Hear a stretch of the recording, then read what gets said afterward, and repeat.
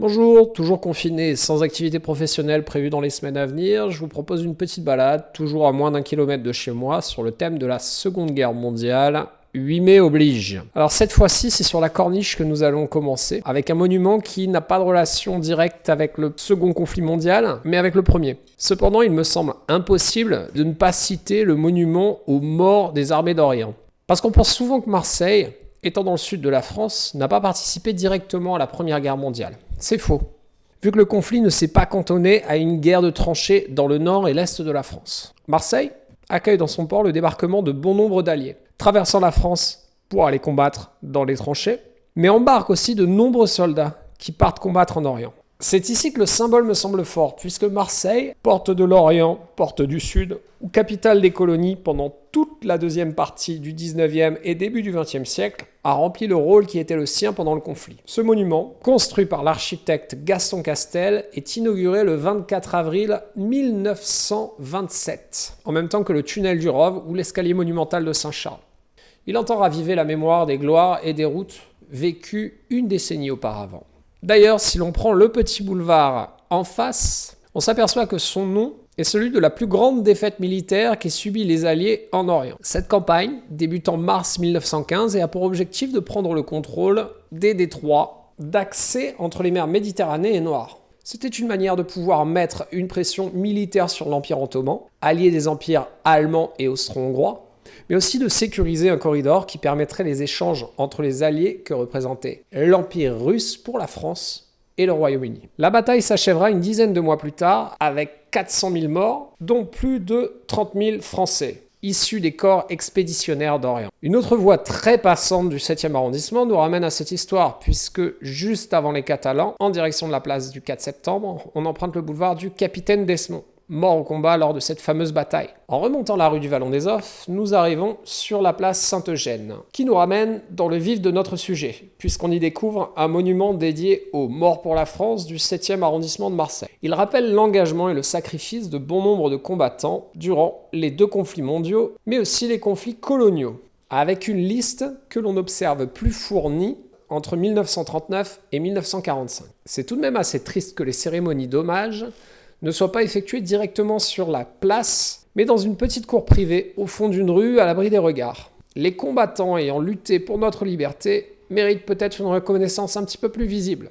Même si pour cela, il est nécessaire de déranger les terrasses de café seulement quelques heures par an. De nombreux noms sont signalés sur ce monument, pour la plupart des hommes tombés lors de la libération de Marseille, entre le 21 et le 28 août 1944, et qui ont donné leur nom à des rues autour de la rue d'Andoum, FFI, blessé à la tête lors d'un combat de rue, brigadier des gardiens de la paix, tué le 21 août 1944, franc-tireur partisan français, tombé le 25 août 1944 dans des combats de rue, mais aussi sur le rocher de Samatan, fusillé à Marseille dans les premières années de l'occupation, parce qu'il était porteur de tracts appelant à la résistance, tué en août 1944 par un obus allemand tiré depuis Notre-Dame de la Garde, Fénelon, inspecteur d'hygiène de la ville de Marseille, grièvement blessé lors de l'insurrection du 22 août 1944, et son frère, Robert, communiste, grièvement blessé à Lyon le 9 août. Émilien, employé de bureau,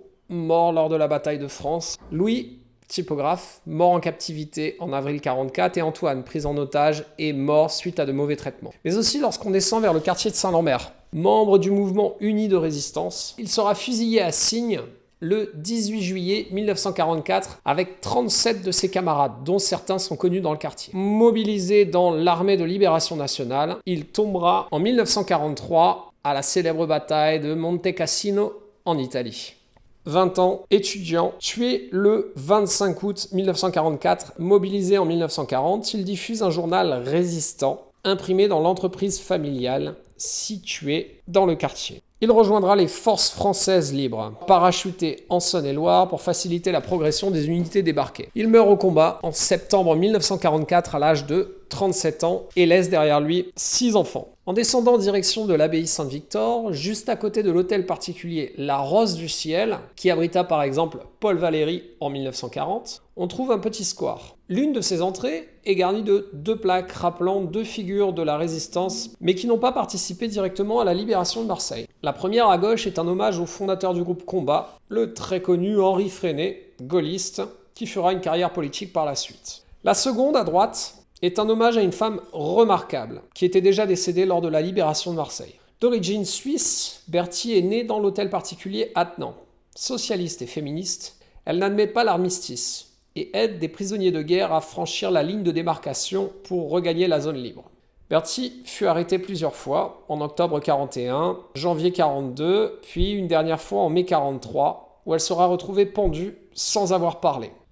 Elle est en tout cas l'une des 2 seules femmes qui a été transférée au mémorial de la France combattante en compagnie de 13 hommes.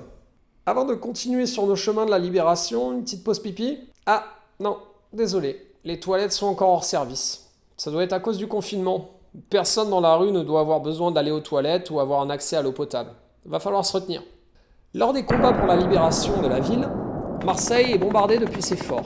Saint-Jean, Saint-Nicolas, du Frioul, où les Allemands ont dû se retrancher. Mais des pluies d'obus tombent sur Marseille, lancées depuis le symbole et le point le plus haut de la ville, Notre-Dame de la Garde. Le 25 août 1944, l'assaut s'engage contre cette forteresse historique et naturelle, renforcée de murailles de barbelés, de canons anti-chars, de mitrailleuses et de batteries de lance-flammes. La progression est difficile, mais les tambours marocains, tirailleurs algériens et groupes de résistants français resserrent l'étau autour de la Bonne Mère. La basilique doit être préservée et non détruite. C'est en tout cas le souhait du général Goualard de Montsabert à la tête de la 3e division d'infanterie algérienne. À l'est, une brèche sera ouverte lorsqu'un passage, plus que discret, permettra d'accéder à pied à la basilique. Par le nord, 2 chars débouchent au sommet de la montée de l'oratoire. Le Jeanne d'Arc, touché par un obus, s'enflamme. Des 5 résistants qui formaient l'équipage, 3 mourront dans les décombres du char. Par l'ouest, ce sont les soldats du 2e bataillon du 3e régiment d'infanterie des tirailleurs algériens, menés par le commandant René Valentin, qui atteignent l'esplanade, où la garnison allemande finit par capituler. Le drapeau tricolore flotte en haut du monument à 16h30. De cet acte de bravoure, il ne reste que 2 vestiges. L'ex-voto laissé par de Montsabert sur le mur droit lorsqu'on pénètre dans la basilique principale, mais aussi des impacts de balles sur la façade extérieure est.